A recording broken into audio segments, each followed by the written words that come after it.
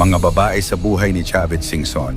Sino-sino nga ba ang mga na-link, naging malapit, at minsan ay iniuugnay sa dating Ilocos Sur Governor? Mula sa mga beauty queen hanggang sa mga sikat na actress, iisa lang ang tanong ng netizens. Totoo ba o chismis lang? Tara, isa-isahin natin. Pang-10, Yen Santos. Matagal nang pinag-uusapan ang tungkol sa pagkakalink ni Chavit Singson kay Yen Santos.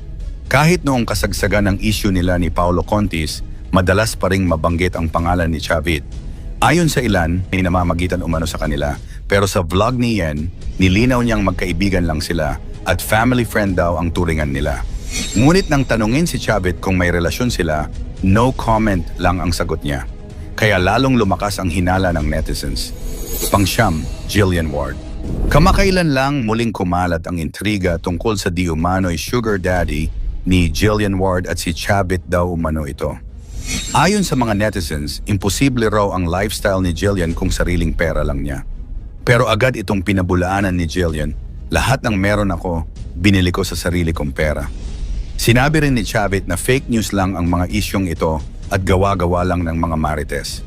Ayon sa actress, may mga nagpapaikot ng edited CCTV videos pero wala raw katotohanan yon. Pang-8, Jane De Leon.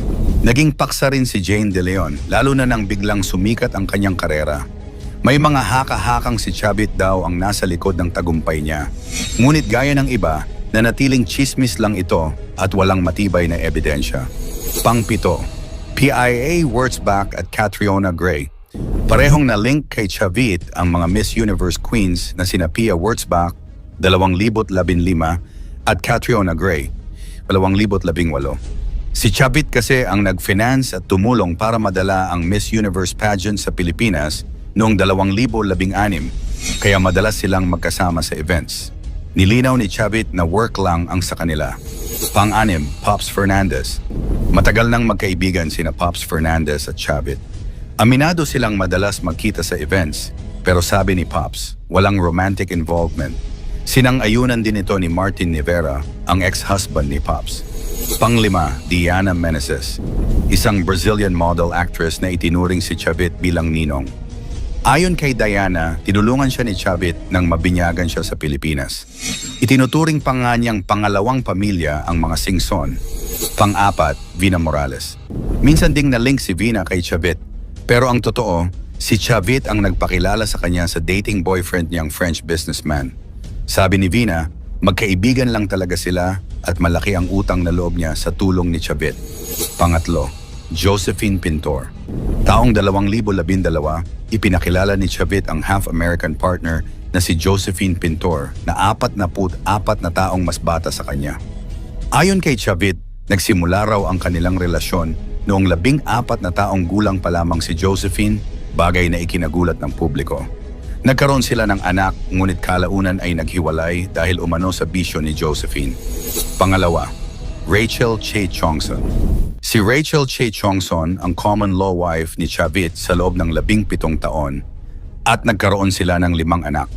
Natapos ang relasyon matapos ang mga isyong pisikal na pang-aabuso, ngunit kalaunan ay nagkasundo rin para sa kapakanan ng kanilang mga anak. At ang number 1, Evelyn Verzosa Singson. Ang nag-iisang legal wife ni Chavit, si Evelyn Singson, na pinakasalan niya noong 1962. Nagkaroon sila ng 7 anak, pero kalaunan ay naghiwalay rin. Pumanaw si Evelyn noong 2016. Marami pang hindi na isama dito, pero alin sa mga babaeng ito ang pinaka naging controversial para sa inyo? Tingin nyo ba may totoo sa ilan o puro chismis lang? Jillian Ward, isa sa mga babae ni Chavit Singson? Ito ang tanong na ilang linggo nang umiikot sa social media. May sports car daw, may sponsor daw, at may connection umano kay dating Ilocos Sur Governor Chavit Singson? Pero totoo nga ba? O isa na namang kwento ng fake news na gustong sirain ang isang dalagang babae na matagal nang nagtatrabaho para sa pangarap? Alamin natin ang buong kwento. Sa isang interview, hindi na napigilan ni Jillian Ward ang kanyang emosyon. Habang nanginginig ang boses, sinabi niya, "Everything I have, everything I own, everything I post, I bought it with my own money. My mom would never do that to me." Ayon sa actress, sobra na ang mga akusasyon. Hindi lang siya ang nasasaktan, kundi maging ang kanyang tahimik na ina na matagal nang nasa likod ng kanyang tagumpay. Nananahimik ang nanay ko pero dinadamay siya. Hindi po totoo yung mga sinasabi nila isa sa mga pinag-ugatan ng intriga. Ang kanyang Porsche Boxster, kumalat online na ito raw ay regalo ng isang matandang politiko. Pero ayon kay Jillian, hindi ito totoo. It was a second-hand car. Nabili ko po siya for 1.2 million. May resibo ako, may deed of sale. Binili ko po siya sa sarili kong pera. Ang Porsche daw ay bunga ng ilang taong pagod at sipag bilang artista. Mula through this liit hanggang abot kamay na pangarap, hindi na siya tumigil sa pagtatrabaho. Ngunit sa halip na papuri, paninira ang kanyang natanggap. Nakakainsulto kasi pinaghirapan ko yan. Dagdag pa niya. Hindi rin pinalampas ng mga marites ang kanyang magarbong debut celebration. May magarang gown, may stage, may live orchestra. Para sa iba, imposible raw iyon kung sariling pera lang ang ginamit. Ngunit nilinaw ni Jillian, halos lahat ng gamit at dekorasyon, regalo po. Nag-ambagan ang mga kaibigan at sponsors. Hindi po yung tipo ng sponsor na iniisip nila. Lahat legal, lahat totoo. Ang debut daw ay celebration ng kanyang hard work, hindi produkto ng kababalaghan o koneksyon. Mas lumala pa ang sitwasyon nang may mga nagpakalat online na raw ng CCTV footage, umano ni Jillian kasama ang matatandang lalaki sa hotel. Agad niya itong itinanggi. If they have CCTV footage, I dare them to show it.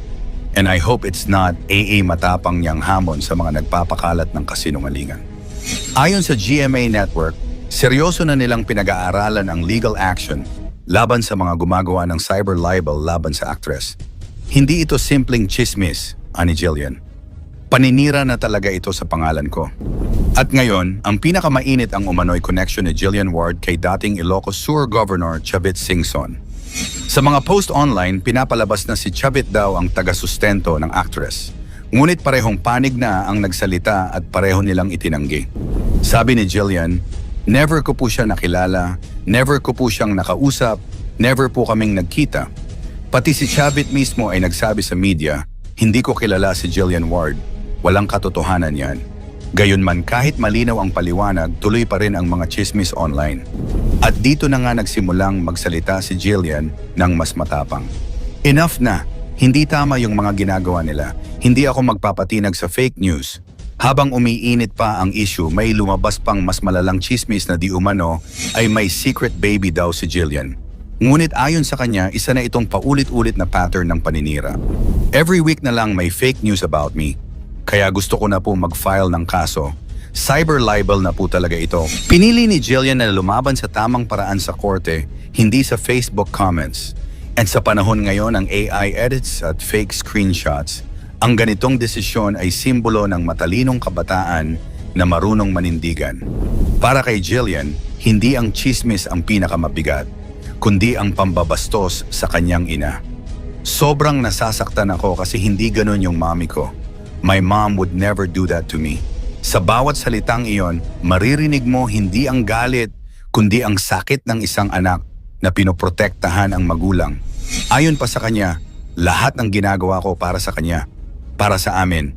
Sa huli nanindigan si Jillian Ward. Hindi siya lumaban ng mura, hindi siya naglabas ng galit, kundi ng katotohanan. Kung totoo naman, hindi ko kailangang ipaliwanag. Pero gusto kong linisin ang pangalan ko. Ngayon, habang patuloy ang fake news sa social media, nagsisilbi siyang halimbawa ng katapangan at dignidad.